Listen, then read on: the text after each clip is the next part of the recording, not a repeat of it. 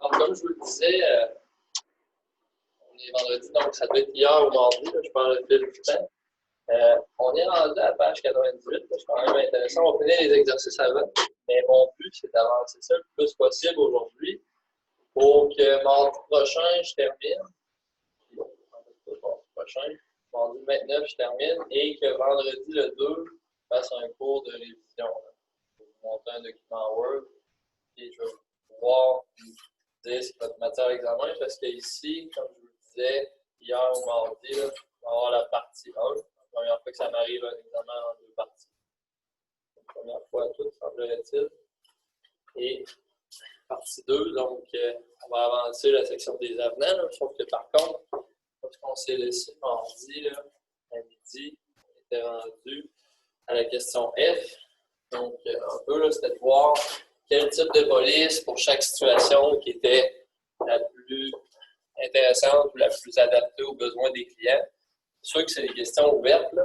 C'est jamais comme une vraie mise en situation, comme on va le voir dans quelques cours, là, quand on va faire des OBF. Je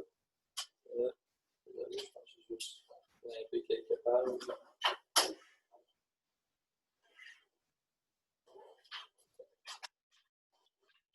On est rendu ici.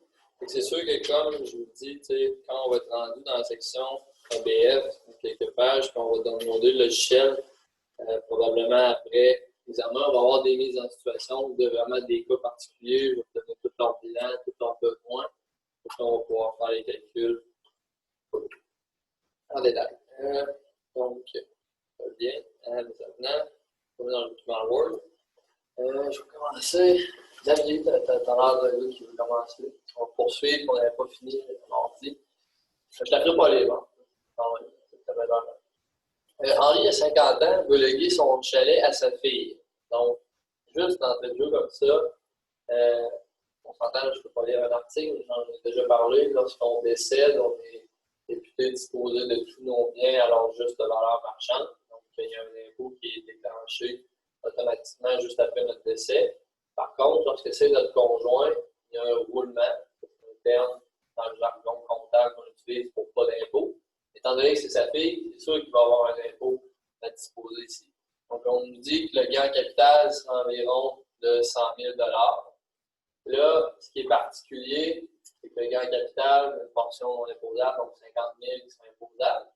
On ne connaît pas le revenu de la succession ou le revenu d'Henri au moment de son décès. Est-ce que ça va être en janvier, en début d'année? Est-ce que ça va être en décembre, en fin d'année, où son taux d'impôt va être dans le top? On ne le sait pas. Pour les fins de l'exemple, on va y aller au pire des scénarios.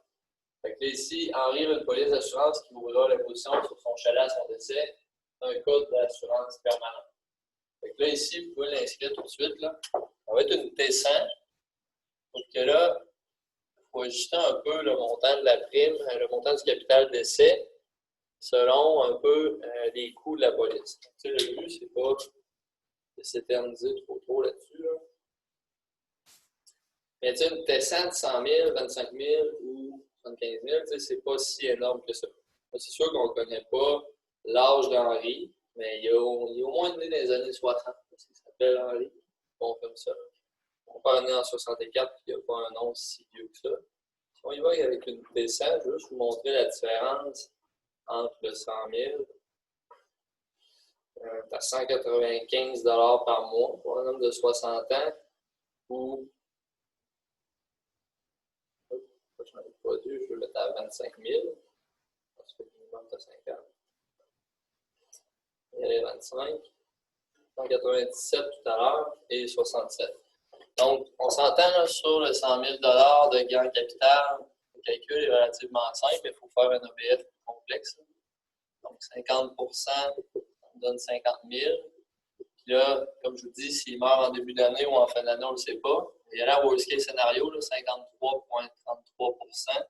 C'est le taux marginal le plus élevé si vous prenez les dates d'imposition du CQFF. Donc, c'est un petit peu plus que 25-26 000 ici. Là, si on faisait 50 %, ce serait 25 000. Donc, honnêtement, la réponse, moi, je serais plus porté à aller vers 50 000 $, mais c'est sûr qu'il faut faire le bilan et l'OBF entièrement. Ça serait probablement un 25 000 de T100. Ici, qu'Henri devrait souscrire, c'est un besoin permanent parce que son chalet va toujours le posséder. Il y a un gain en capital latent, le prix ne changera pas. À la limite, la valeur municipale, la valeur marchande ne peut qu'augmenter. Donc, on ne pourra pas éviter cette facture d'impôt. C'est sûr que s'il décède en janvier ou en février, peut-être que ça va être un 12, 13, 14 000 d'impôt et non un 25 000. Ben, tant mieux, on aura des surplus pour la suppression et pas plus de problème. Quel type d'assurance vie universelle permet à l'assuré d'obtenir le capital d'assurance vie départ à l'échéance? Il faut que vous reveniez dans vos graphiques. On a vu la semaine passée, mardi. Donc, j'en reviens un petit peu plus haut. C'est ces types de police d'assurance vie-là. Donc, quel est le compte qui nous permet d'avoir le capital d'essai au départ? En tant que tel, c'est les deux derniers, sauf le premier. Parce que les prestations de décès au départ, il y a moins d'assurance, beaucoup plus de placements. Puis après ça, ça va y aller directement. Donc, ça serait assurance à capital croissant ou indexé. Je ne voudrais pas vous coincer là-dessus, là. C'est un peu niaiseux comme question. C'est pour vous faire jouer dans les trois graphiques d'assurance vie universelle. Il faut juste que vous compreniez que c'est le capital plus le compte de placement. On va avec la 4, une police d'assurance vie temporaire, souscrite en 2010, un capital d'essai de 100 000 contre 45 $ par mois. Quel est le montant net du risque de cette prime? En tant que tel, ici, c'est un peu mal fait. Si vous vous souvenez, remonter les pages de votre PDF. Donc, on a le montant net d'assurance. Si vous allez ici, c'est que dans la BU, on voyait ça un petit peu plus loin. Non.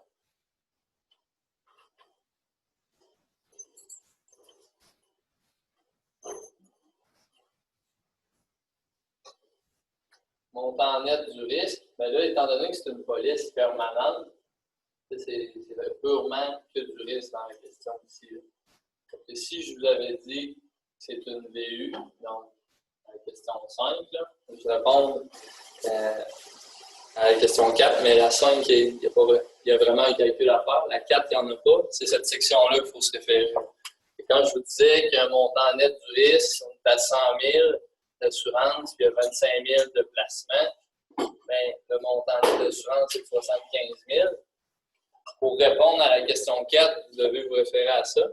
Sauf que, étant donné que c'est de la temporaire, il n'y en a pas de compte de placement. C'est juste un taux du 1000, c'est un montant net d'assurance pure. Donc ici, la réponse, un peu stupide, c'est 100 000 $. C'est une police temporaire. Et le coût pur et net, il n'y a pas d'artifice, il n'y a pas d'avenant, il n'y a pas de valeur de l'achat, il n'y a pas de participation. Donc, on est directement à 100 000. Par contre, si vous allez au numéro 5, ben là, c'est la même logique que la page 87 dans vos notes de cours. Donc, si on regarde l'énoncé, je suis souscrit en 2010, capital d'essai de 100 000, 45 $ par mois, le compte de placement est à 5 000 $. Il y a quelqu'un qui est capable de me faire ce savant calcul-là. Ici. En tant que tel, tu lis la question. OK. Ben, lis la page 87. Je laisse 15-20 secondes pour le lire. La montagne. Pardon? Ouais, OK. C'est la page 97 sur 273 ou le bas de la page 87, c'est la section du montant net du risque. Je vais laisser faire le numéro, je vais te mettre en valeur des chiffres. Je suis capable de faire un savant calcul.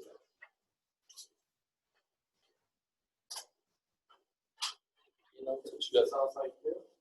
En tant que tel, je laisse une chance, une dernière. Je vais te montrer ça ici. 100 000. C'est que tu ne sais pas quoi calculer. Je ne sais pas, je cherchais la page.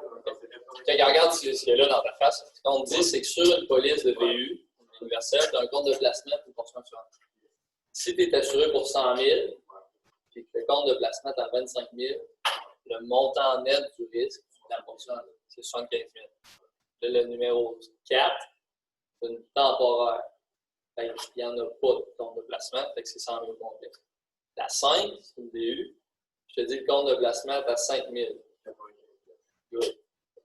C'est un peu ça la joke. C'est pour ça que je pensais que ça allait être super facile. C'est un peu plus complexe que je pensais, mais c'est pas de ta faute. Ouais, c'est ça. C'est la logique, je suppose que tu as 4. Donc, c'est 95 000.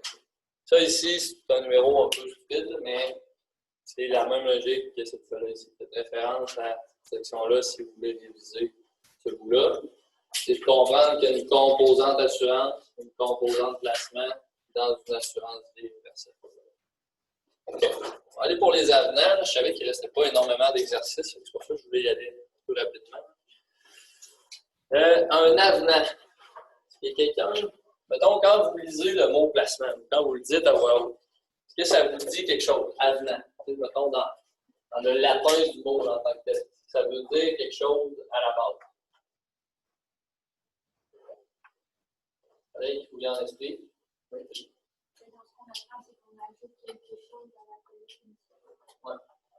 Honnêtement, c'est vrai ça. Pour que moi, ce que je trouve plate, tu sais, quand tu dis un mot, tu sais, tu vas dire des mots dans la langue française, ça va t'allumer quelque chose, ça va te faire avoir un lien avec un autre mot. Un avenant, ça ne veut rien dire. Il faut juste vraiment connaître la définition. C'est ça qui est niaiseux. L'assurance, des fois, ça n'a pas de meaningful. C'est une protection additionnelle. Ici, là, le garantie complémentaire, c'est une option qu'on vient greffer de plus. Parce que le mot avenant tout seul, ça ne veut pas rien dire à quelqu'un. Quand vous dites avenant à un client, attendez pas à ce qu'il comprenne.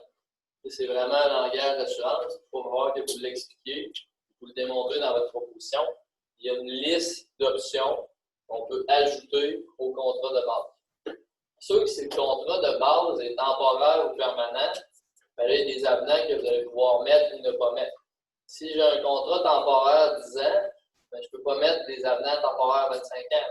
Pour suivre la logique. Si j'ai un contrat permanent, je mets des avenants, mettons, d'assurance vie temporaire pour les enfants, à un moment donné, la prime va diminuer, ça va disparaître avec le temps. Fait que, mettons, pour ce qui est du jaune, on va y aller comme ça. Ce qui est le fun, c'est le mot adaptation ici. C'est souvent fait pour sauver de l'argent. Adapter, pourquoi? Je vais aller ici, là, ça permet d'économiser des frais d'administration. Tu sais, greffer un avenant d'assurance vie pour les enfants sur un contrat d'assurance temporaire permanent des parents, ça revient moins cher qu'un contrat pour les parents et un contrat pour les enfants. Je trouve que c'est plus avantageux de ce niveau-là. Parfois, bien parfois, là, je vais le souligner ici, après l'émission de la police. C'est plutôt rare. C'est pour ça que le parfois, là, je vais peut-être le mettre dans notre couleur. Idéalement, on fait ça au même moment que la souscription du contrat. Donc, c'est un document annexé, on permet d'extensionner la couverture, on ajoute des protections complémentaires. Donc, on peut annuler aussi des avenants. Si après quelques années, on est tanné, on peut décider que ça n'a plus de sens, on enlève la protection supplémentaire sur la police. Si je prends de la maladie grave, du décès accidentel, on va voir les options tantôt. Ma situation change, ou je juge que dans mon budget, j'ai plus besoin de ça, ou ça coûte trop cher pour une raison X, je peux le modifier. Vous voyez là comme un niaiseux, comme une voiture, puis vous rajoutez des options. Contrairement à une voiture, il faudrait enlever les options dans le futur. Donc, ça, c'est du sur-mesure de ce côté-là. Est-ce que c'est super important? Oui et non. Là. Dans la base d'assurance, on ne met pas de temps d'accent là-dessus. C'est plus des options de vente. Là, personnellement, vous allez voir à la fin, je vais vous faire une diagnostic. Il y a des choses qui sont plus ou moins importantes dans le tableau des priorités. C'est juste que ça existe, toutes les compagnies l'offrent. Il y en a des moins niaiseux que d'autres. Donc, on va y aller avec les principaux. Dernier petit commentaire ici. Lorsque la police se termine, bien, on peut décider de transformer l'avenant qui devienne le contrat de base. C'est plutôt rare. Donc, j'avais l'assurance vie temporaire de 20 ans, l'assurance pour mes enfants. Mais au lieu de reprendre un nouveau contrat, je pourrais transformer l'avenant d'enfant en le contrat principal de base. C'est rare que ça arrive, là, mais la substitution de l'avenant à la police d'assurance vie, c'est plausible. Donc, on va voir les principaux avenants. On s'entend, dans le cas où je rajouterais de l'assurance temporaire ici, ben, c'est rare, je le vois, là, mais on va rajouter ça sur une assurance permanente. C'est rare que vous allez prendre une temporaire et reprendre la temporaire en avenant par-dessus. On va ajuster le montant de la souscription de départ.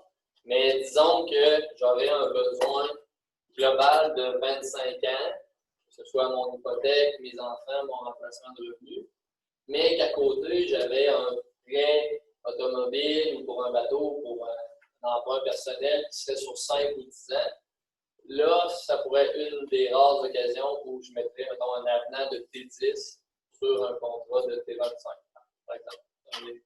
Une des situations, mais sinon, autrement, on va mettre ça sur l'assurance vie permanente, un avenant temporaire.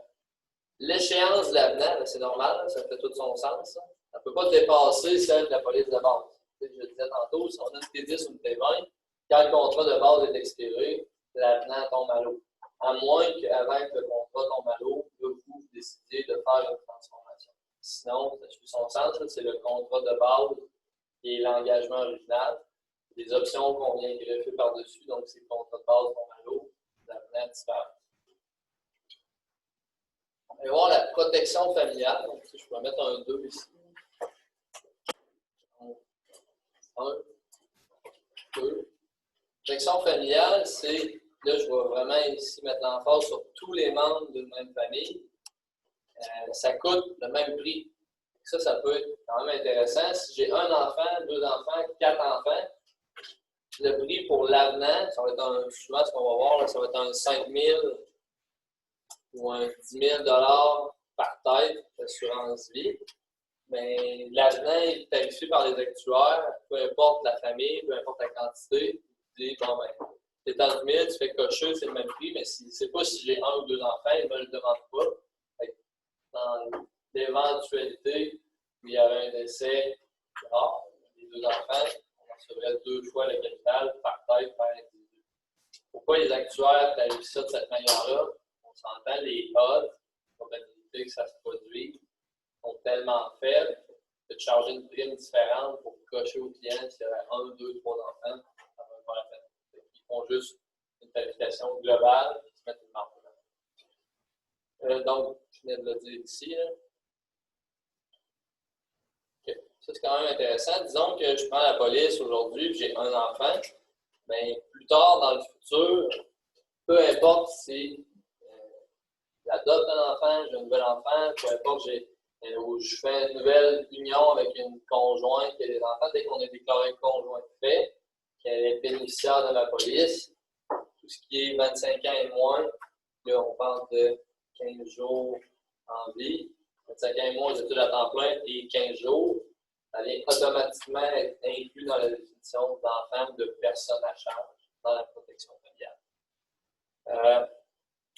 Aussi, en fait, la différence entre celle-là et celle-là, on va mettre comme ça, c'est rare qu'on en voit, ça dépend des compagnies aussi. Là. La différence entre protection familiale et enfant, c'est que souvent, là, je vous parlais d'un 5 000 ou un 10 000 pour les enfants à charge, puis on avait probablement un 15 000 ou un 25 000, je parle par expérience, pour le conjoint. Ça, c'est la protection familiale. Mettons, je mettrais tout ça d'une seule couleur. Alors que si vous cochez uniquement l'avenant protection des enfants, la différence que vous allez avoir ici, qu'il n'y aurait pas cette portion-là conjointe, je vais le mettre en rouge, là, elle n'existerait pas. C'est juste ça ici. Les deux avenants sont peut-être très similaires. C'est juste que, dépendamment de la compagnie, des fois les deux sont offerts, des fois c'est un seul des deux. C'est pas mal du pareil au même. On s'entend que si j'ai déjà souscrit mon contrat personnel temporaire sur la tête de monsieur, sur la tête de madame, l'avenant protection des enfants fait du sens. Par exemple, l'avenant protection familiale, 15 000 ou 25 000 de plus, étant donné que j'ai déjà évalué mon besoin, assuré mon besoin. C'est juste du surplus qui un peu sert à un certain niveau. Donc, ça ici, ça c'est bon.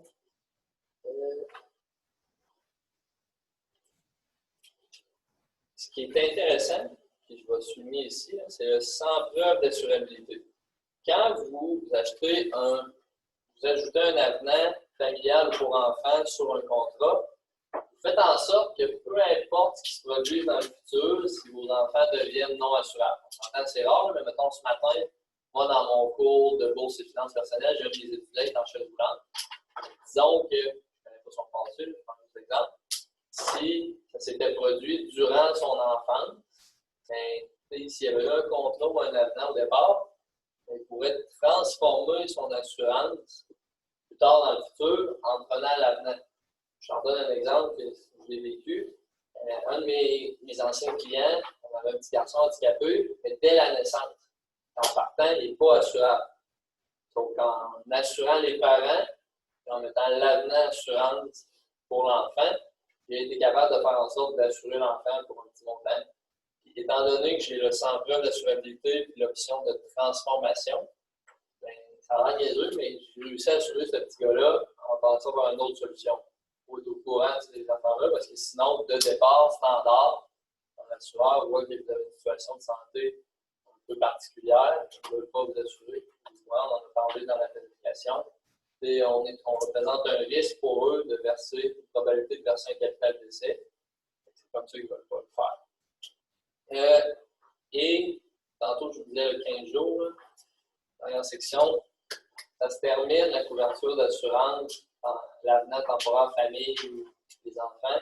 À 25 ans, si vous êtes aux études, ça a l'air bien niaiseux, mais le contrat d'assurance est rédigé par des avocats puis ça juge en cours. C'est vos études à temps plein. La semaine dernière, je lisais encore des articles là, des assurances collectives. Je ne sais pas si vous avez vu ça passer. Les étudiants des universités maintenant ont des assurances collectives. Et ensuite, dans vos frais d'inscription, moi, dans mon temps, ça n'existait pas. C'était la dernière année que c'est arrivé. On pouvait cocher pour l'enlever. Et là, maintenant, on dirait qu'ils font en sorte que les étudiants ne peuvent pas cocher ou c'est mal informé. C'est Stéphanie Gramont de la Presse Plus qui nous disait là-dessus. Ben, si vous êtes assuré sur le contrat de vos parents, on n'a pas besoin d'assurance collective. Encore une fois, là, c'est plus pertinent. Je pense que même quand vous allez à l'écart ou à l'Université Laval, vous pouvez regarder vos choses, parce que tant que vous êtes aux études à temps plein, 25 ans et moins, vous êtes toujours couvert sur le collectif de vos parents. Donc, ça, il faut toujours regarder ça. On est rendu, je pense, le 4e. Ouais. Donc, on avait assurance vie temporaire, j'ai du familial ou les enfants. Ici, on va en mettre en gros, avec ça. Et 4e, c'est du décès accidentel.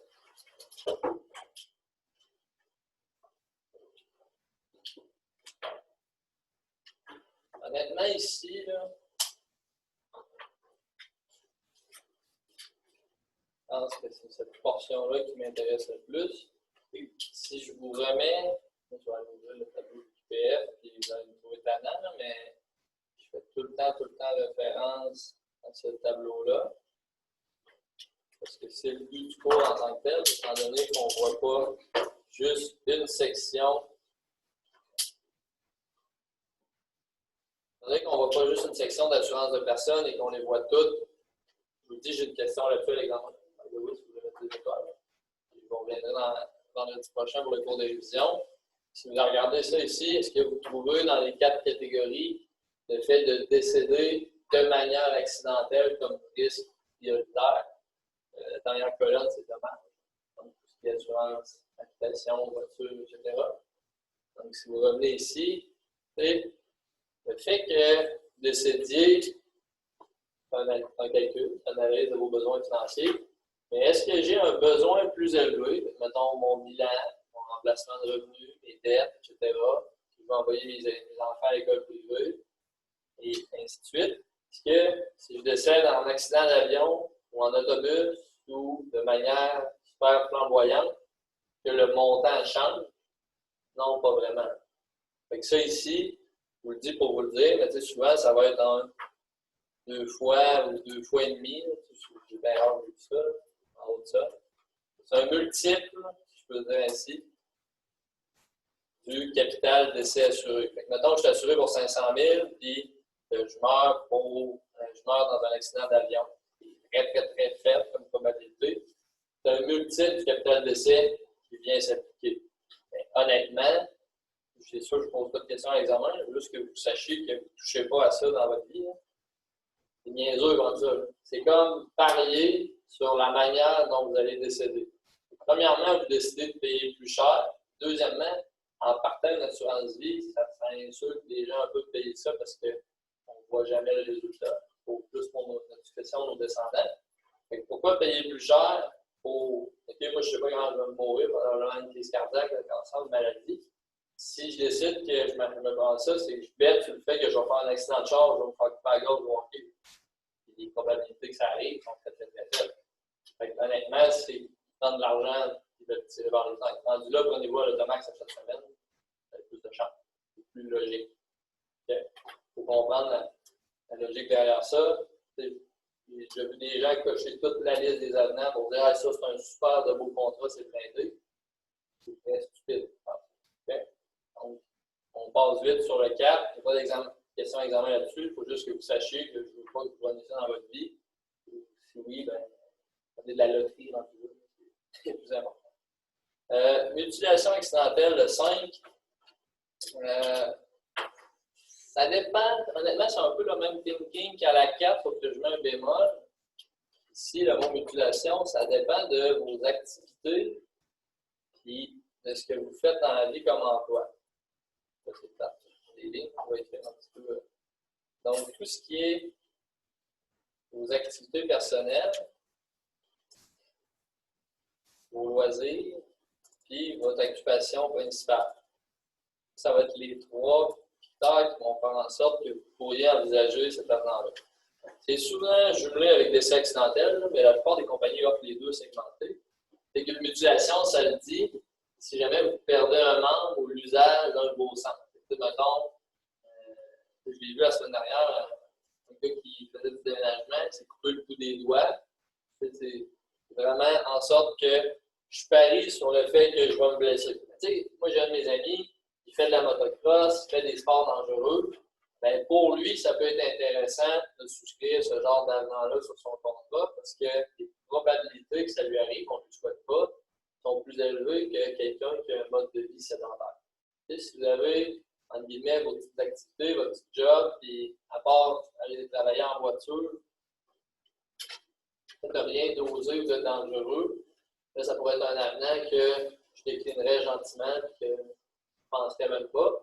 Mais quelqu'un qui a un mode de vie là, plus sportif, plus osé, plus dangereux, là, ça peut être envisageable, sauf que la prime qui vient avec ça peut être un peu salée parfois. C'est sûr qu'il faut y penser. Sinon, il y a des contrats qui se vendent à part.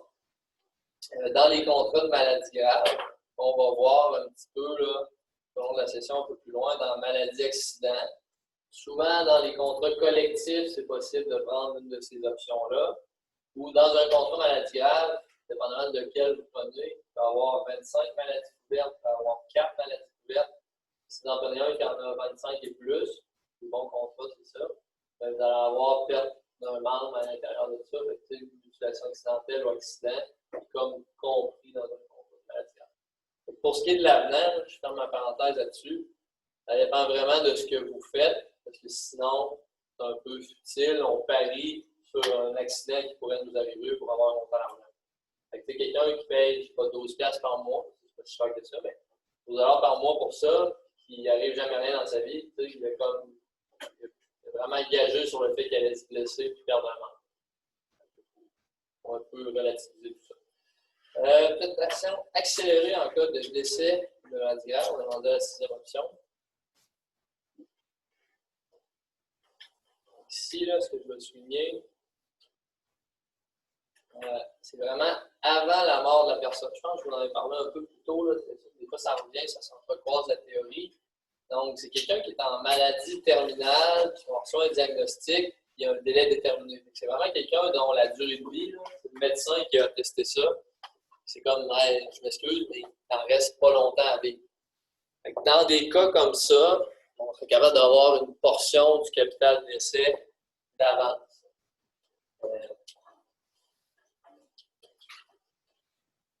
Je pourrais segmenter ça en deux.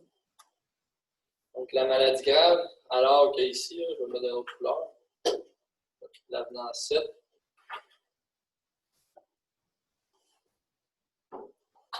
voyez bien les codes de couleur, je connais le temps de le prendre en note. Ici, pour l'avenant maladie grave, c'est vraiment plus là, à l'intérieur de mon avenant, ma protection supplémentaire. Je vais avoir une liste de maladies couvertes.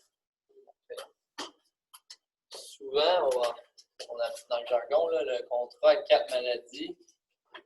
C'est celui de base, fait qu'un avenant de maladies graves, on ne vendra pas 25 maladies couvertes.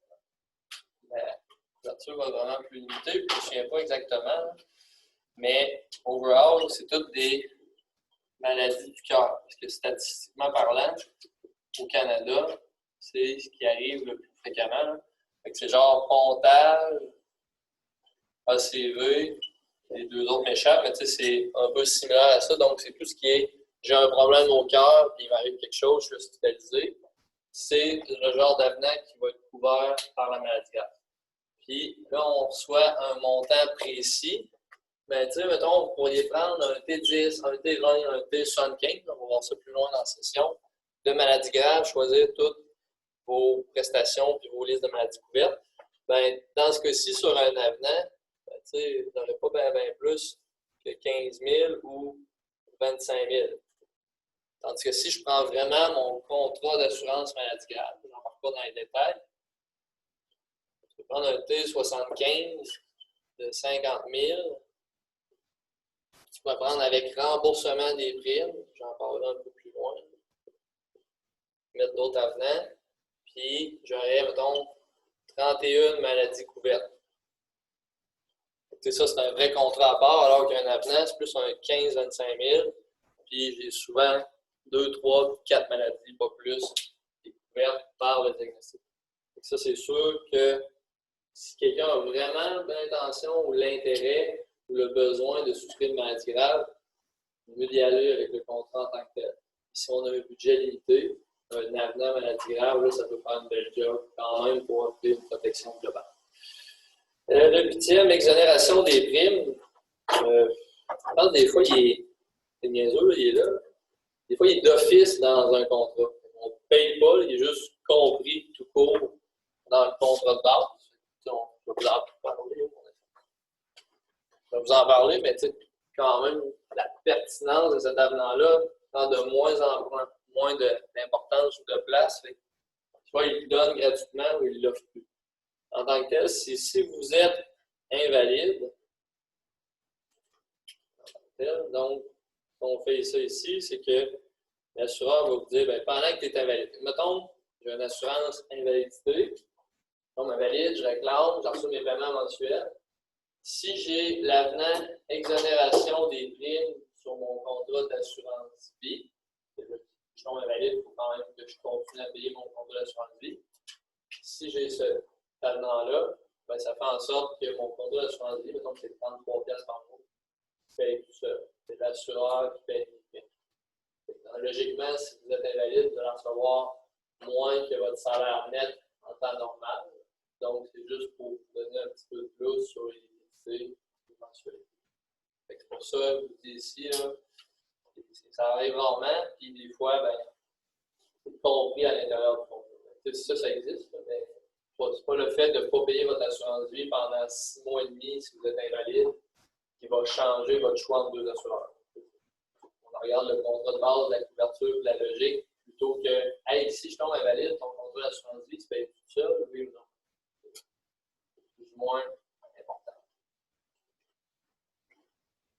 On va poursuivre. La rente mensuelle d'invalidité, ça, vous pouvez mettre des étoiles sur celui-là. C'est celui qu'on voit le plus. Pourquoi? Ben,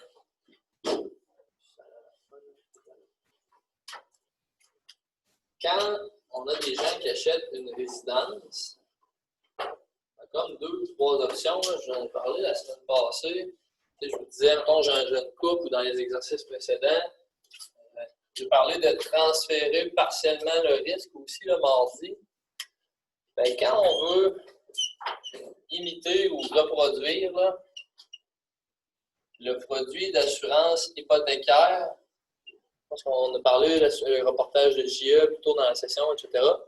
Quand on veut reproduire l'assurance hypothécaire des banques et des caisses, pourquoi eux sont pas chers ou ils n'ont pas l'air chers parce qu'ils sont inclus dans le paiement. Et qu'overall, eux autres, c'est un T5. Là. Un T5, mais nous, on peut faire juste un T10. Décroissant. Puis conjoint, premier décès. C'est ça une assurance préhypothécaire quand on prend les deux. C'est que l'hypothèque, qui est comme ça, le capital est décroissant. Puis s'il y a un des deux assurés qui décède, le contrat tombe à l'eau. C'est vraiment la vie conjointe, premier décès. Puis quand, je ne sais pas si vous vous souvenez, sur le site de Desjardins, j'avais fait la simulation, je l'avais dit, monsieur, madame, on prend 100% ou 50%. Puis quand il rajoute l'avenant aussi, invalidité, bien, dans le concret de mortel, c'est qu'est-ce qui se passe? C'est que si je meurs, mon hypothèque se paye. Si je tombe malade, mes paiements d'hypothèque se font tout seuls.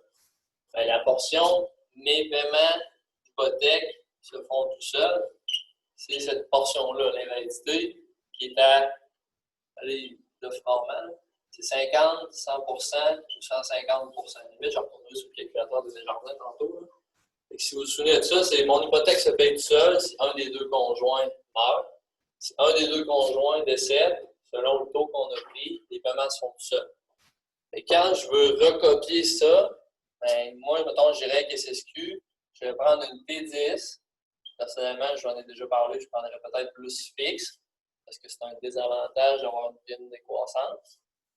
Conjoint de premier décès, puis, je vais y aller vite, premier décès, et quand on rajoute un avenant, là, prenez les deux prochains mots en note, là, ça c'est souvent le synonyme, on appelle ça de l'assurance crédit.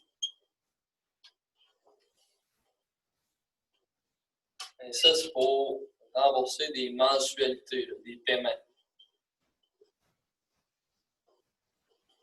Quelqu'un qui a un paiement de char, un paiement de maison, un paiement de bateau, un paiement de voiture, un paiement de chalet, etc., c'est ça qu'on vient mettre comme avenant. C'est le 9e, rente mensuelle d'invalidité. Quand vous voulez vendre le même produit que la caisse ou que la banque, mais que ce soit de meilleure qualité, si vous voulez être au même prix ou moins cher, ça c'est un peu la même logique, mais dans votre cas, ça serait une temporaire à 25 ans, parce que la durée de besoin, on a juste la durée de la production. C'est dingue. Désolé, il y avait un agent de sécurité. Vous êtes tous à 2 mètres. Donc, le but, c'est de recopier. Fait que, si j'ai des paiements de 750$ par mois, et avec la caisse ou la banque, j'ai pris 100%, ce qui se produit, si je tombe invalide, après le délai de 40, je vais recevoir mon paiement de char, mon paiement de maison. Bien là, nous, quand on fait ça ici, donc on vend un contrat individuel, le but, c'est de mettre un avenant. Regardez, c'est le paiement d'une rente à l'assuré invalide, mais quand vous souscrivez un contrat comme ça, tout ce que l'assureur demande, c'est d'avoir des paiements. Que ce soit voiture, maison, chalet, auto, vous n'êtes pas obligé d'avoir comme à la caisse chaque contrat pour chaque. Là. Si j'ai des paiements de char de 300 par mois, des paiements de maison de 800, ben, je pourrais me prendre un avenant de rente d'invalidité de 1100, boum, c'est terminé. Pas besoin d'avoir mon assurance hypothécaire avec mon prêt automobile, puis mon assurance hypothécaire avec mon prêt hypothécaire. Ça n'a pas de sens. Au lieu de payer 2 fois, j'englobe tout ça sur le même montant. Le 10, ça, je le mets, c'est pas mal similaire au. Lequel était ici? Je pense que c'est le 5. Ouais. Mutilation accidentelle et facture accidentelle, ça ressemble pas mal. C'est. Là, je pense même en plus, ça me fait rire. L'assurance avec une période de l'ensemble. Mettons, ce que ça dit, là, puis tu sais, j'ai déjà vu des contours comme ça. Il faut vraiment être casse-cou un peu pour prendre ça. Et encore une fois, je ne veux pas discriminer cet avenant-là, c'est plus si vous faites des sports dangereux ou si vous faites des activités un peu plus olé-olé que la lecture et le ski de fond. Donc, quoi que le ski de fond, si vous descendez vite, vous pouvez le dans le fond, ici, il y a vraiment dans le contrat là, une liste. Mettons une clavicule, je pense que c'est genre là, c'est plus payant, là, ou un bassin, mettons la hanche. Mettons une affaire comme 10 000$. Mais mettons, si vous cassez un poignet, ça va genre être 500. C'est des niaiseries de même, fait que c'est tout listé dans le contrat ou dans l'avenant. Fait que vous gagez sur quel os vous allez vous casser. Encore une fois, ça dépend de votre mode de vie, là, mais plus ou moins pertinent ici. Peut-être pour des enfants en bas âge, des fois, quand on est jeune, ça arrive des petits accidents, des bad luck, on n'est pas conscient du risque. Sinon, pour monsieur, madame, tout le monde, en haut de 15 ans, 20 ans, je ne pense pas que ce soit si pertinent que ça. Pas que j'ai d'autres férus. Je ne sais pas si j'avais pris ça, je vais avoir longtemps d'argent, mais gager sur le fait que je me blesse, je trouve que c'est pas tant important. Le 11e, garantie d'assurabilité.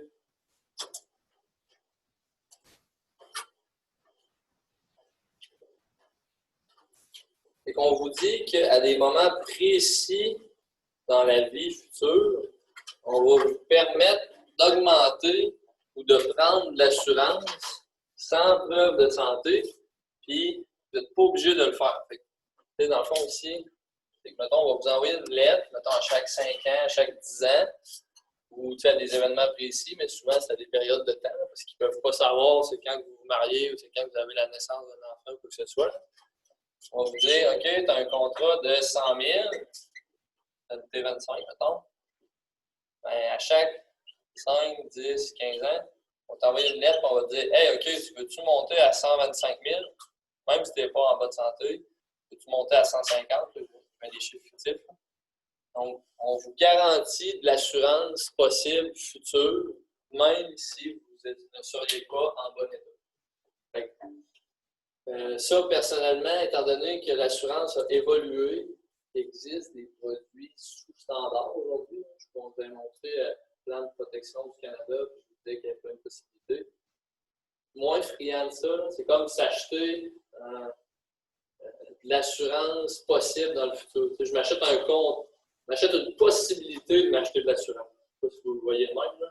Je m'achète de l'assurance aujourd'hui, puis je paye un petit peu plus pour, si jamais j'en veux plus, je vais pouvoir en vendre.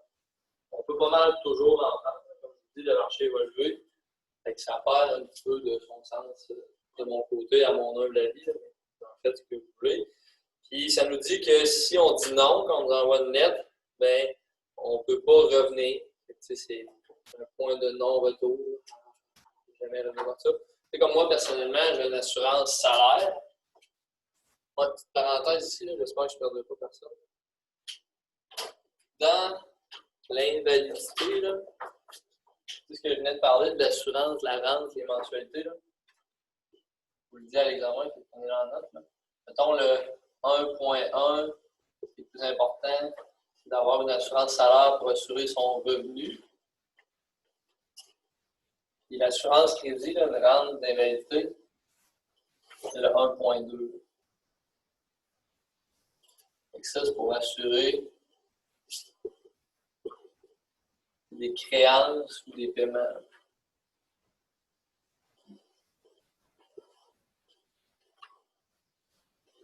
Donc, mettons qu'on mettrait un classement, puis à la limite, ça ferait un peu partie de la révision. Parce que c'est sûr que je vais vous le demander. En ordre, là, monsieur, madame, tout le monde, là, ça va être assurance salaire. Donc, je suis en phase d'accumulation. Assurance salaire. En fait, ce serait 2. On va dire que c'était en 1. Assurance crédit. Donc, si j'ai des paiements trop élevés et je tombe invalide pour faire une simulation, si je reçois 70% ou 80% de mon salaire et j'ai des gros paiements et je n'arrive pas dans mon budget pour l'assurance crédit. Après ça, 2.1, une jeune famille en phase d'accumulation, c'est de l'assurance vie temporaire. Assurance vie permanente, pas beaucoup. Ici, j'en 3.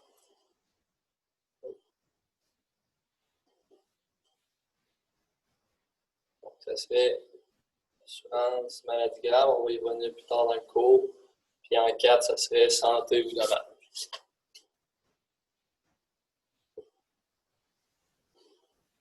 J'ai juste fait une parenthèse là-dessus. Là. Ça, je vous le demande à l'examen, mais je n'avais pas encore parlé de ce bout-là, parce qu'on était rendu dans les dates. Ça, c'est ce qu'on a vu tantôt. prenez le temps de prendre en note.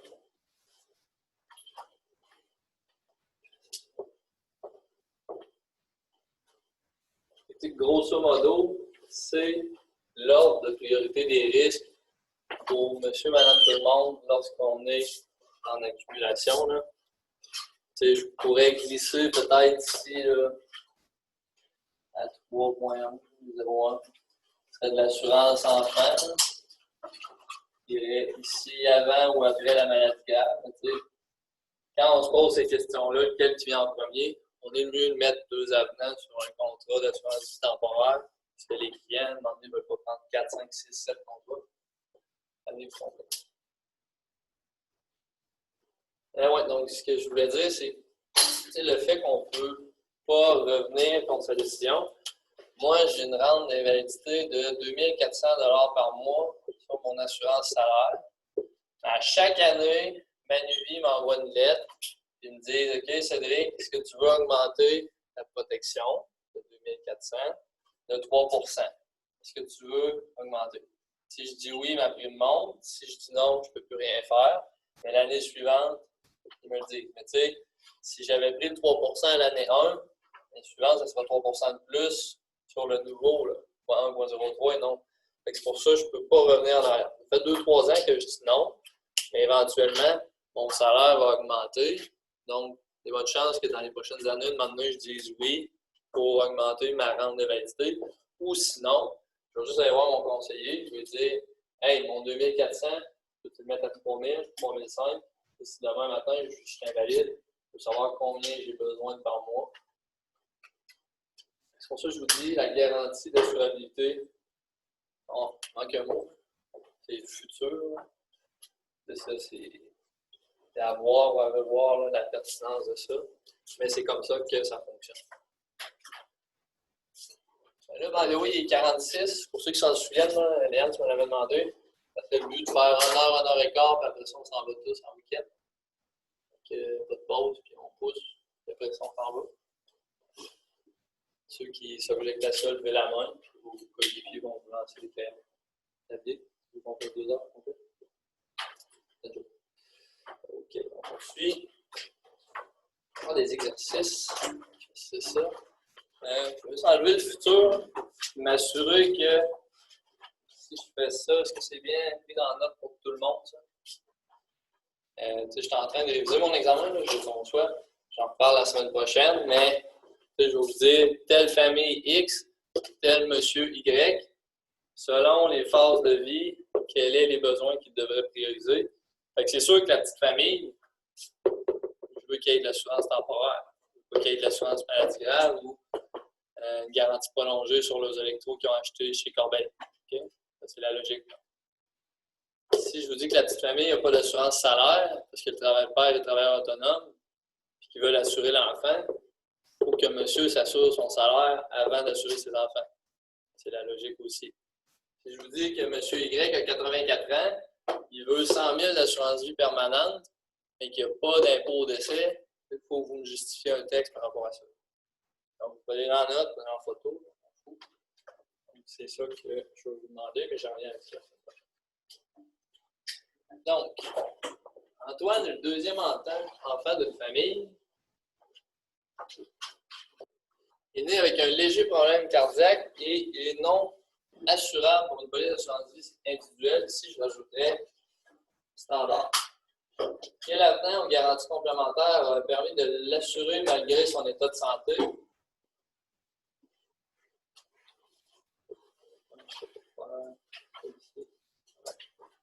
Une petite flèche, on se met ici. Donc, ça serait l'avenant protection enfant ou famille. Tout le monde est d'accord avec moi là-dessus.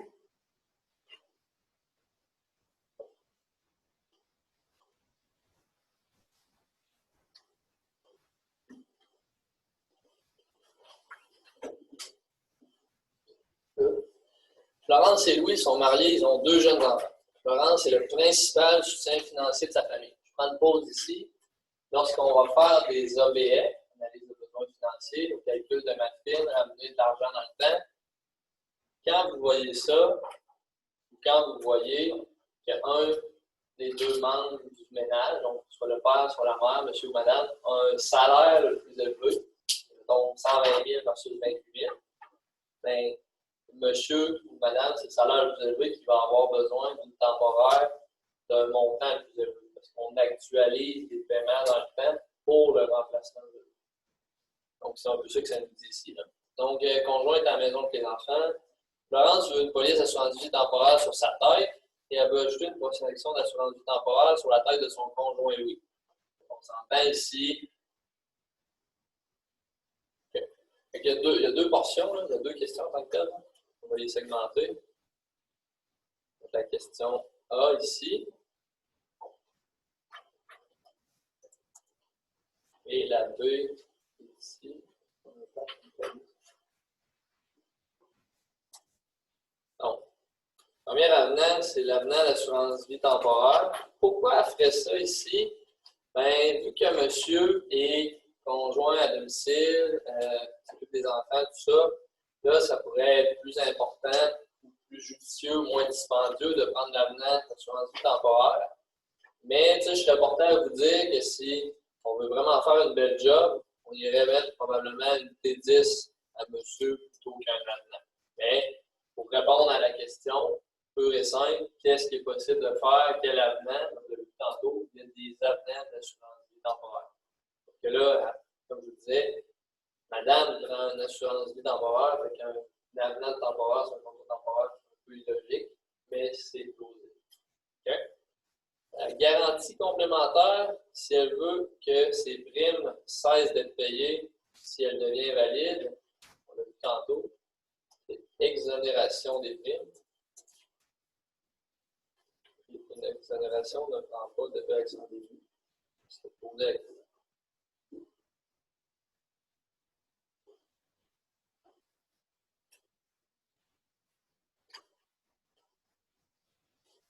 Charles a une maladie grave qui le rend inapte à travailler. Il doit aménager sa maison car il se promène en fauteuil roulant depuis quelques semaines. Quel avenant ou garantie complémentaire lui aurait permis d'obtenir une somme forfaitaire pour réaliser les travaux de sa maison? Ça ici est un peu utile pour réaliser les travaux. Il y a juste une somme forfaitaire, il fait ce qu'il veut avec l'argent. Ça ne veut pas dire que c'est exactement juste pour faire les travaux dans sa maison. Mais ici, je pense que ça vous le dit, si vous m'envers, la réponse c'est l'avenant de maladie grave. Sauf qu'on ne sait pas c'est quoi la maladie ici. Donc là, comme je vous le disais tantôt, petit bémol, un avenant, juste 4 maladies couvertes. C'est souvent juste des maladies du cœur. Je ne pense pas qu'une maladie du cœur l'aurait mis en chaise roulante. En tout cas, juste une petite parenthèse ici, peut-être que ça a été plus un contrat d'assurance maladie grave pertinent dans ce cas-ci. Mais mettons la réponse by the book, ça serait un avenant d'assurance maladie grave.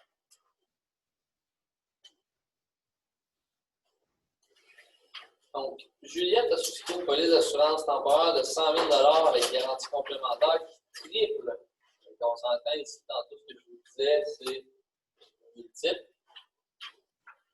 Sa prestation en cas de décès accidentel. Elle est décédée dans un accident automobile. Quel est le capital d'assurance vie qui sera versé à son bénéficiaire?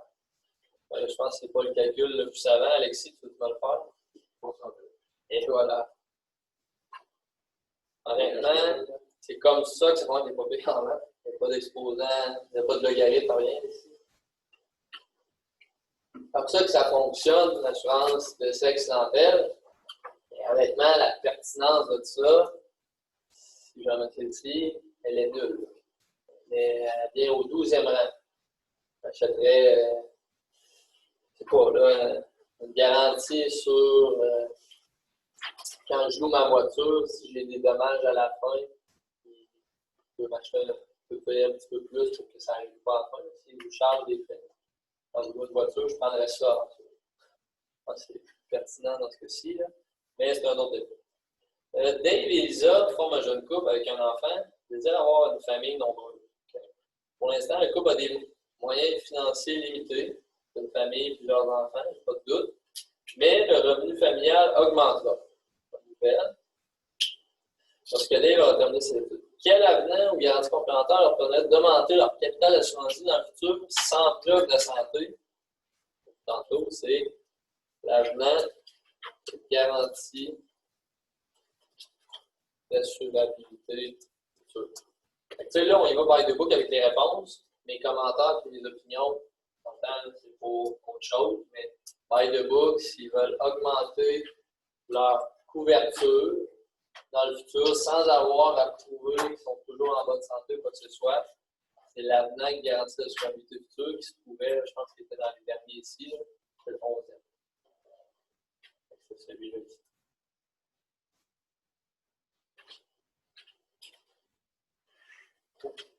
Vite un peu.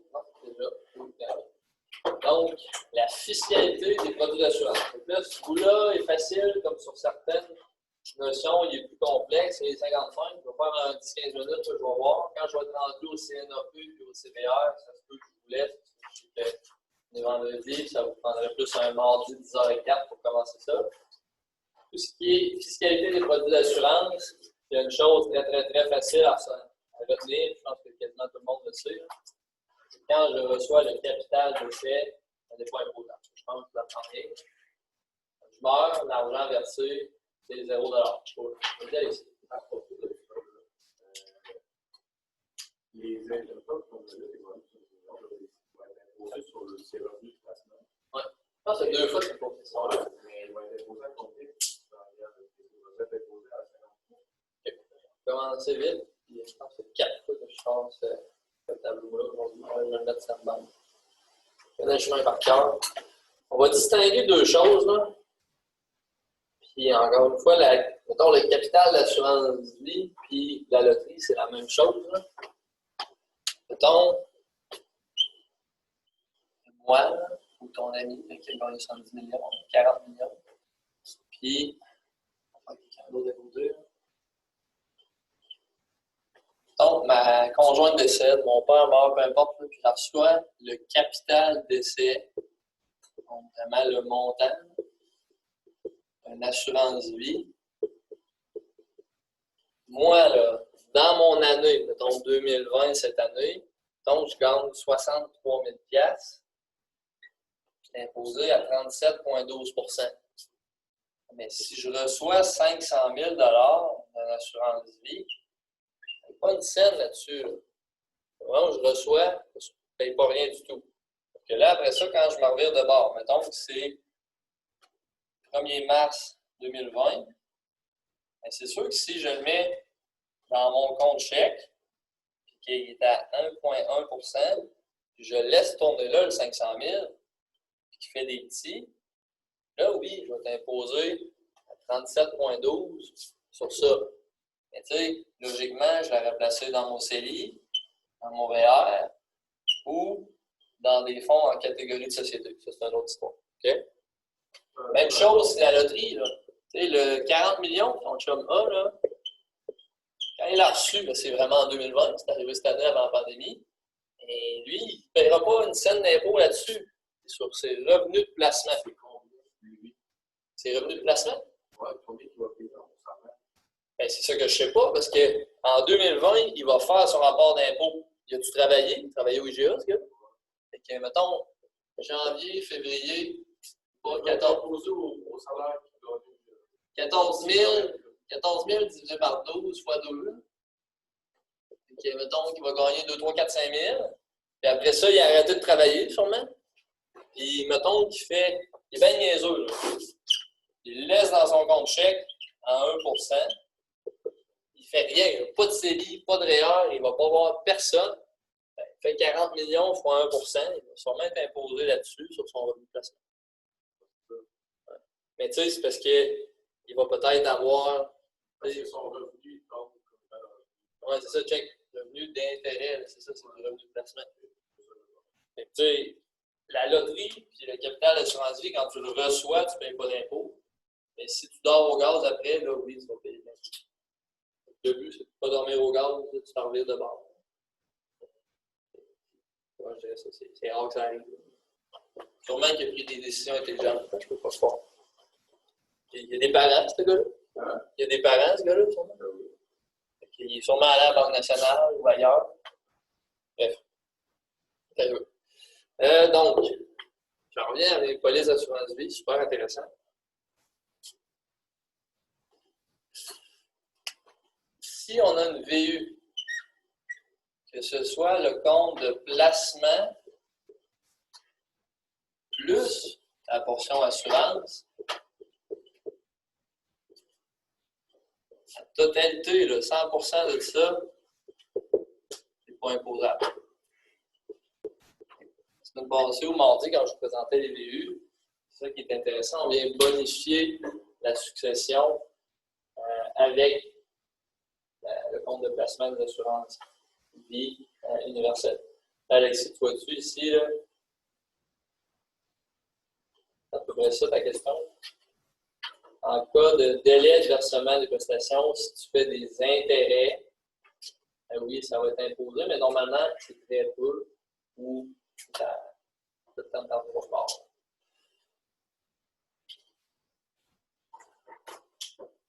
Donc ici, l'exemple, c'est un petit peu niaiseux, mais on a 15 000 de compte de placement. On a 50 000 de capital d'assurance vie. Donc, si jamais il décède, on arrive, Eric reçoit 65 000 en franchise d'impôt, ça veut dire libre d'impôt. 65 000, il va peut-être le placer dans ses REER, rembourser sa maison, conseiller, peu importe. Si l'assureur verse à tarder la prestation, puis qu'il y a 150 $ d'intérêt dû, bien, c'est écrit ici, Eric s'imposera sur cette somme. C'est juste que dans le cas de la personne que tu connais ici, c'est pas 150, c'est 1% de 40 millions. C'est juste ça qui passe là. C'est 400 000 sur 40 000. 1%, c'est. Vendredi après-midi, mais sûrement que ça va ressembler à ça.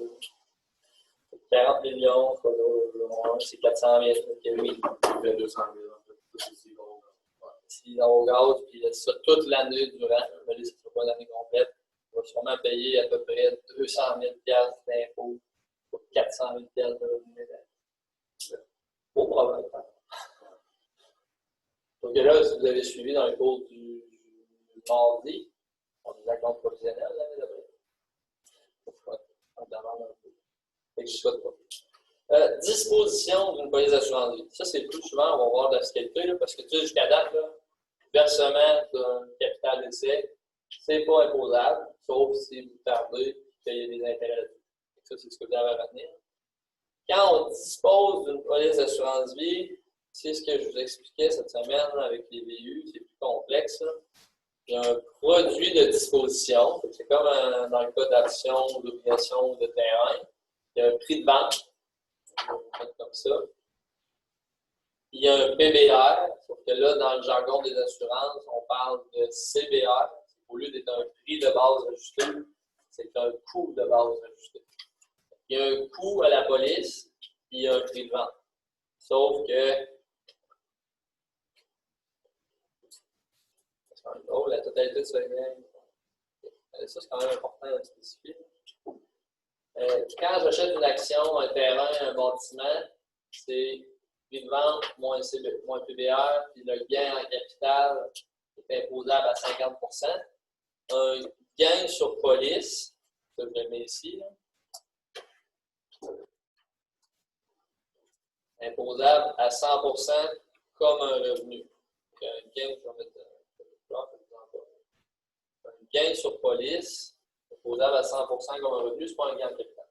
Juste que la technicalité du gain sur police fonctionne, le calcul fonctionne comme le calcul d'un gain imposable, prix de vente moins PBR ou produit de disposition moins CBR, c'est la même chose. Mais il n'y a pas de 50 % ou 75 % de gain capital. Je vais mettre le mot présumé en couleur ici. Le produit de disposition et le montant reçu à la disposition. C'est rare, comme dans quasiment jamais, que vous allez vendre une police d'assurance. Ça n'arrivera jamais que, parce que je vous ai parlé mardi, là, c'est quand ça arrivait ça, c'est souvent dans des cas d'entrepreneurs. Eux ont des sociétés de gestion. Fait que, mettons, j'ai une compagnie, Vous allez sûrement voir ça en fiscalité si ce n'est pas déjà fait. C'est une société de gestion, fait que c'est souvent GESCO Inc. qui est comme la gestion de la société opérante, fait que c'est OPCO souvent. Sinon, vous allez voir ça à l'université bien en maths, vous allez les voir, vous allez faire des graphiques, vous allez rêver à ça dans vos nuits de sommeil. Là. Donc, souvent, c'est quand l'individu possède sa police, son petit contrat d'assurance vie, là. C'est son contrat avec lui dans sa main, là, je peux regarder décider de main. S'il décide de le transférer à sa compagnie opérante, ou si sa compagnie opérante au départ le souscrit pour lui, c'est lui qui l'a fait via sa compagnie, il décide de le flipper dans sa GESCO, ou l'inverse, de là à là, ou de là à là, c'est là qu'il va y avoir des dispositions. Puis comme je vous disais, le mot présumé, je le mets en couleur, parce que c'est rare que Jean-Guy va dire « OK, ma compagnie me doit 10 000 $ parce que j'ai changé le propriétaire de ma police. » Il ne sortira pas 10 000 $ à sa compagnie ou il n'enverra pas 10 000 $ à sa compagnie. C'est lui et sa compagnie ne fera pas ça. Sauf que le réputé ou le présumé ici, comme je vous le disais mardi, ça prend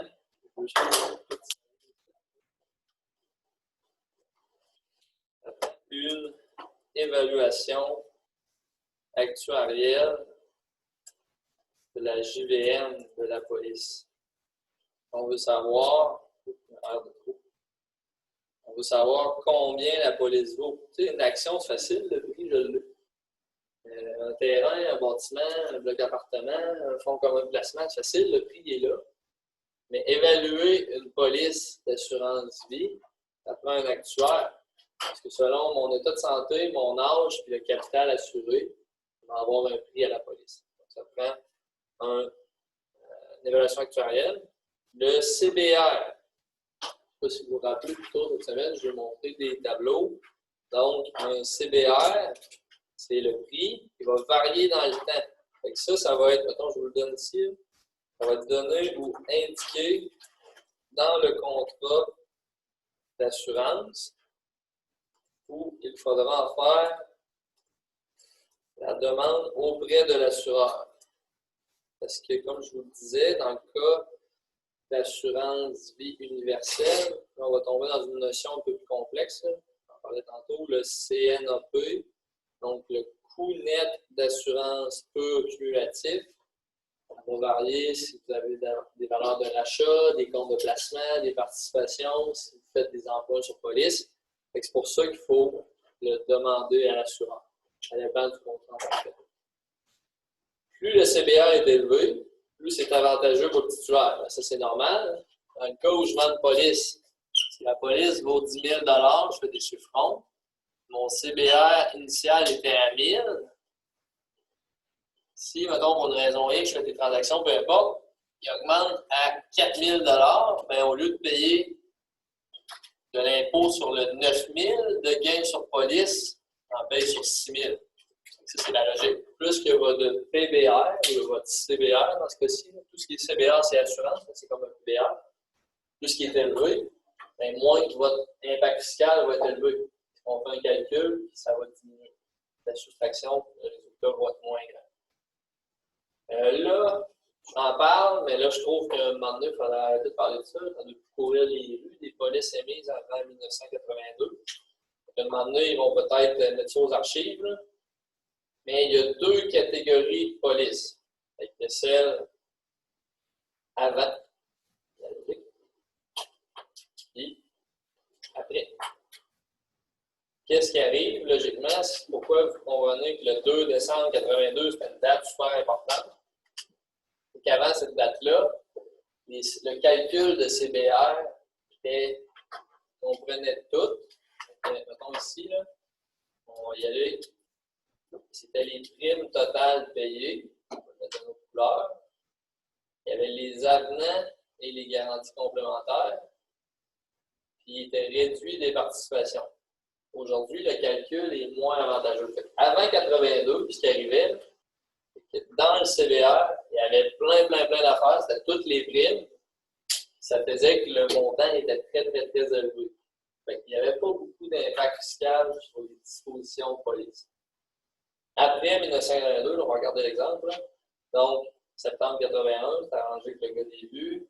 La prime annuelle était de 500 c'était 500 couleur.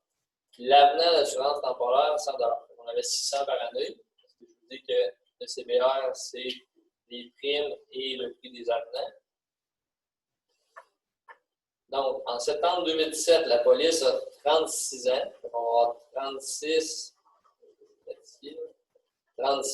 fois 600 $ par année. Et là, ils l'ont décortiqué en 2 segments. C'est important. Donc, les primes payées pour les voitures, donc 18 000 plus 3 600, c'est que ça nous donne un coût total de 21 600. Le CBR est de 21 600. Là, ici, on ne parle pas de l'assurance vie entière, il n'y a pas de BU, il n'y a pas de participation. Si jamais l'actuaire, quand je transfère ma police de mon propriétaire à sa compagnie, détermine que cette police-là vaut 20 000 $, il n'y aurait même pas d'imposition. Le CBR serait très, très, très élevé. Si elle vaut 30 000, ben, ici, elle aurait quasiment 8 400 $. Mais elle va devoir ajouter à son revenu cette année. Ça peut être pertinent ou dommageable. Et si vous regardez la différence, ben, maintenant, le CBR, après 82, pas mal, donc aujourd'hui, que vous devenez garanti, c'est juste la portion épargne maintenant, le coût de base ajusté. Les primes, c'est les primes payées, mais il n'y a plus les avenants et les garanties complémentaires. C'est excluant ça. Le CBR depuis 1982 est moins avantageux pour tout le monde parce qu'ils se sont rendus compte, les comptables, les fiscalistes, le gouvernement, ça ne faisait pas de sens. C'était trop facile, puis il y avait de l'argent, d'impôts, qui se perdait beaucoup à ce moment-là. Là, on vous dit que le CNAP, c'est le CBR, puis faites-vous-en pas, le CNAP vous pas fourni. En fait, perso, là, ça va quand même loin, mais je ne pose pas de questions là-dessus en examen. Je l'ai déjà composé cet été, je le révise. C'est très, très, très complexe. Il y a un cours à l'université sur la fiscalité des produits d'assurance. Ce que je veux que vous reteniez pour aujourd'hui, c'est la date de 282. Avant, c'était avantageux, maintenant, ça ne l'est plus. Puis, c'est produit de disposition moins CBR. C'est comme une action ou une obligation pour savoir le gain sur police. 14h12, je vais juste prendre un choix, mais on va après. OK, les exercices. On va en faire un, après ça, on s'en va. Donc, c'était mis en 91. 91, c'est avant ou après 82?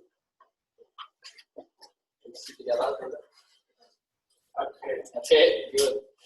La prime pour l'assurance vie est de 450 par année, incluant une prime de garantie complémentaire de fracture accidentelle de 30 $. 450 moins 30, ça me donne 420. Donc, le CNAP est de 8 000. Donc, on va aller voir ici ce qu'on dit sur le CNAP. Là. Le coût d'assurance pure et nette équivaut à la prime d'assurance en renouvelable. Il sera déterminé par ici. On vous dit. OK. Donc, mettons, là, si vous voulez calculer, vous gardez une formule en mémoire. Ça va être prime moins coût des avenants moins CNAP cumulatif. À la limite, écrivez des étoiles et de la couleur là-dessus. C'est plus important pour cette section-là. Ce qu'on nous dit ici, on va le mettre en gras, en calligraphie 44, 18 et en jaune. Donc là, on vous dit toujours que le CNAP cumulatif, on va vous le faire. Dans l'exercice qu'on a ici, j'ai ma prime, moins mes avenants, puis on me dit que le CNAP cumulatif est 8 000. Fait que 91, OK. 2020 moins 1991, c'est pas mal 29 ans. Fait que 29 fois 420, ça va me donner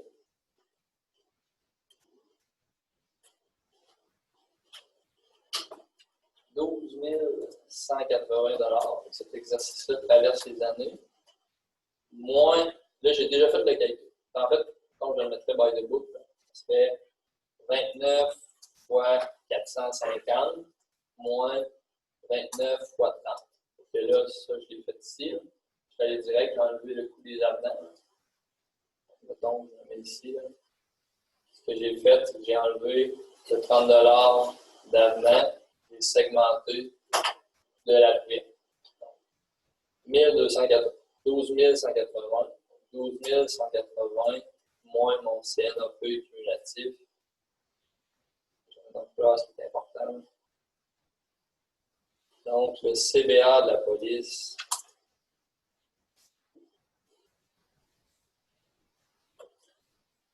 Donc, c'est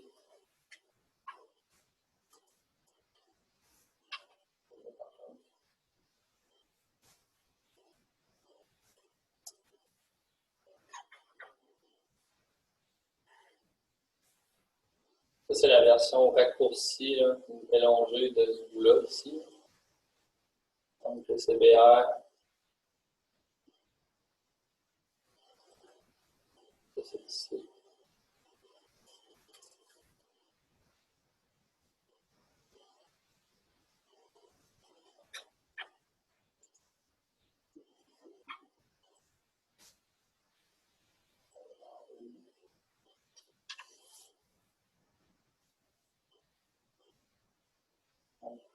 On obtient ça.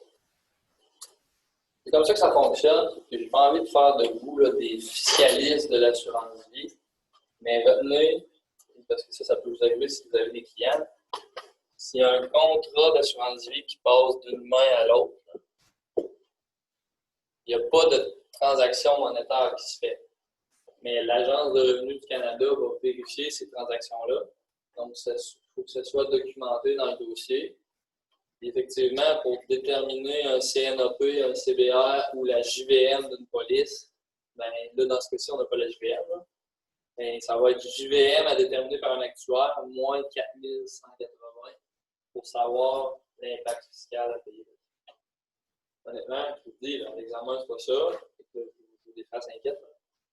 Vous comprenez la logique derrière. Si jamais vous avez un client qui a un contrat, si jamais vous êtes planiste, vous voyez un client, vous faites son dossier, il y a des polices en vigueur, ça change de propriétaire, on arrive à une vente d'entreprise, il y a des calculs comme ça à faire, ça va se faire avec les actuaires et avec la compagnie d'assurance.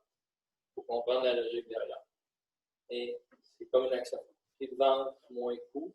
C'est juste que le coût est plus compliqué comme calcul depuis 1992. Puis le prix, ben, il faut écrire dans le ciel pour demander un actuaire. OK? Bon week-end tout le monde, on se voit mardi, on finit ça, vendredi prochain, on fait des exercices sur la vie.